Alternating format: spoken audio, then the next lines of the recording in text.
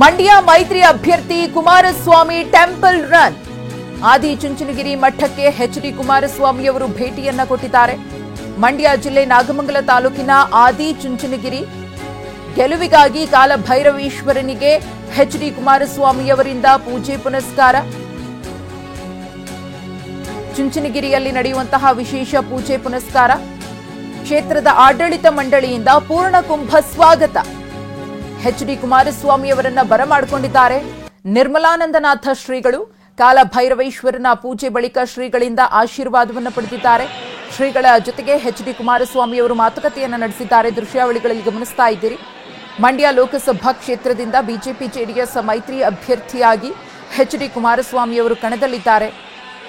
ಹಾಗಾಗಿ ಗೆಲುವಿಗಾಗಿ ಈಗಾಗಲೇ ಸಾಕಷ್ಟು ಪ್ರಚಾರ ಕಾರ್ಯದಲ್ಲೂ ಕೂಡ ತೊಡಗಿಸಿಕೊಂಡಿದ್ದಾರೆ.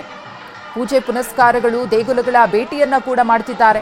ಆದಿಚುಂಚನಗಿರಿಯ ಮಠಕ್ಕೆ ಎಚ್.ಡಿ. ಕುಮಾರಸ್ವಾಮಿ ಅವರು ಭೇಟಿಯನ್ನ ಕೊಟ್ಟಿದ್ದಾರೆ. ದೃಶ್ಯಾವಳಿಯಲ್ಲಿ ಗಮನಿಸ್ತಾ ಇದ್ದೀರಿ. ಮಂಡ್ಯದ ನಾಗಮಂಗಲ ತಾಲೂಕಿನ ಆದಿಚುಂಚನಗಿರಿ ಮಠಕ್ಕೆ ಭೇಟಿಯನ್ನ ಕೊಟ್ಟು ಕಾಲಭೈರವೇಶ್ವರನಿಗೆ ಎಚ್.ಡಿ. ಕುಮಾರಸ್ವಾಮಿ ಅವರು ವಿಶೇಷ ಪೂಜೆ ಪುನಸ್ಕಾರವನ್ನ ಸಲ್ಲಿಸಿದ್ದಾರೆ. ಅವರಿಗೆ ಅದ್ಧೂರಿಯಾದ ಪೂರ್ಣಕುಂಭ ಸ್ವಾಗತ ಸಿಕ್ಕಿದೆ. ದೃಶ್ಯಾವಳಿಯಲ್ಲಿ ಗಮನಿಸ್ತಾ ಇರಬಹುದು. ನಿರ್ಮಲಾನಂದನಾಥ ಶ್ರೀಗಳಿಂದ ಆಶೀರ್ವಾದವನ್ನ ಕೂಡ ಪಡೆದಿದ್ದಾರೆ ಎಚ್.ಡಿ. ಕುಮಾರಸ್ವಾಮಿ ಅವರು. ಇದೇ ಸಂದರ್ಭದಲ್ಲಿ